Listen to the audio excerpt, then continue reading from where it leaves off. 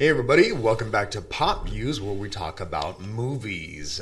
Today, originally we were going to review Tarantino's new movie, the Once Upon a Time in Hollywood, but we got sidetracked, we weren't able to do it, and so we thought, okay, well the next best thing, let's watch this steaming pile of crap on, I think we watched it on Prime. Was it Prime? Yeah. And it's called The Haunting of Sharon Tate. And it came out just this year. It came out, I guess, in April. And it was directed by Daniel Farrands, badly. It stars Hilary Duff and Jonathan Bennett and Lydia Hearst. And yeah, that's all you need to know about it. Good night. Yeah, really. Yeah, I don't know. It was just... Okay, so here's the premise to the whole thing. Sharon Tate, for real, about a year before her death, had an interview with somebody, and she had visions of her own death. I mean, exactly as she died. Right. Where she was tied to another guy, and their throats were cut in the Manson murders. And so that's what the whole thing is based upon. It's based upon that vision. They actually show that piece of film. Yeah, they do. And at first, when I first saw it, I mean, they show that right in the beginning of the movie, and so I thought, oh, this is going to be like a docudrama, Right. And really, it It's just awful, I mean, and in the end, they turn it into a slasher flick. It was just, ugh. I don't know. What did you think? I think you about said it all when we opened up. It had bad acting, it had bad directing, it had bad cinematography. The lighting was horrible, but the most offensive, I think, of all of them was the soundtrack. Oh God, yeah. Jeez. It was an 80s B horror movie soundtrack, and it was dubbed in extra loud. For some reason, it got really loud when this horrible music started playing, and it just took you out of the film. It was slow. It did pick up. I'll give it that. It picked up, but it didn't pick up for about maybe an hour into the movie. I mean, the last half hour had my attention, but again, my attention was more like, What are we watching? I think, to be honest with you, I think if I had been watching this by myself and we weren't like doing a review on it, I probably wouldn't have finished watching it. Yeah, most definitely. I would have stopped halfway through. Most definitely. By half hour in, I probably would have stopped.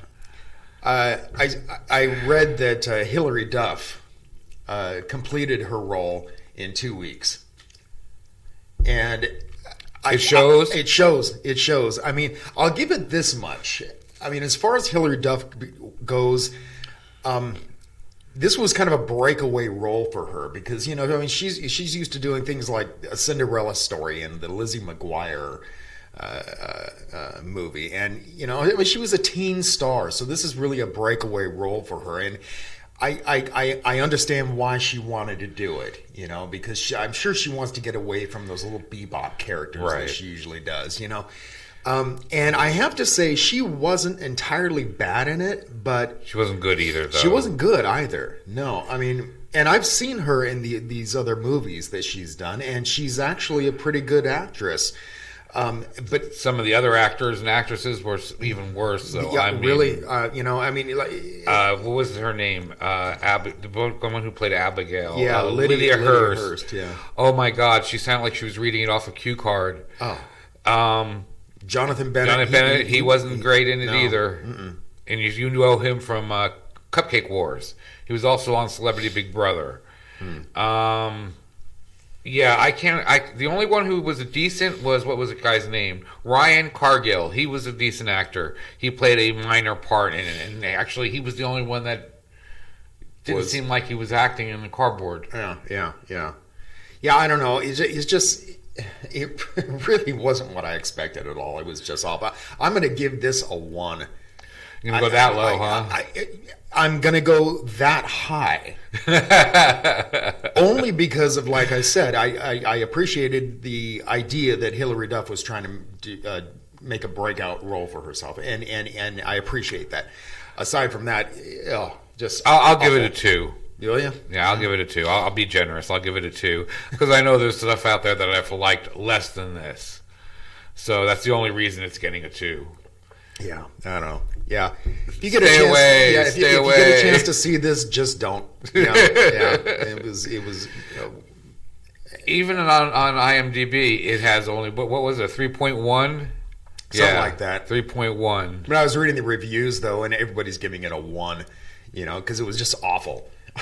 I mean, my God. And the thing that was so disrespectful toward these people that were murdered by the Manson family is that at the end, they turn it into a slasher flick, and they reverse the roles. I mean, and it was almost like if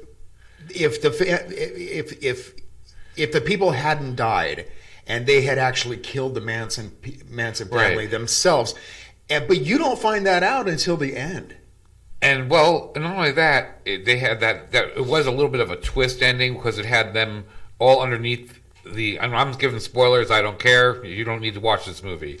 They were uncovering the bodies of all the people that were actually killed in the murders, and you saw them, the actual group of them, alive still behind the gate. So I'm thinking it's them being dead, looking upon themselves, their bodies. So it did end properly that the people got killed that were supposed to get killed, but it went back and forth for like 3 or 4 times.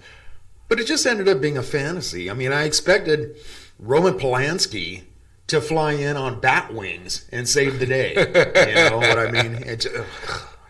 I think we've given this enough talk because it's given it enough credit and it doesn't deserve it. All right. Until next time,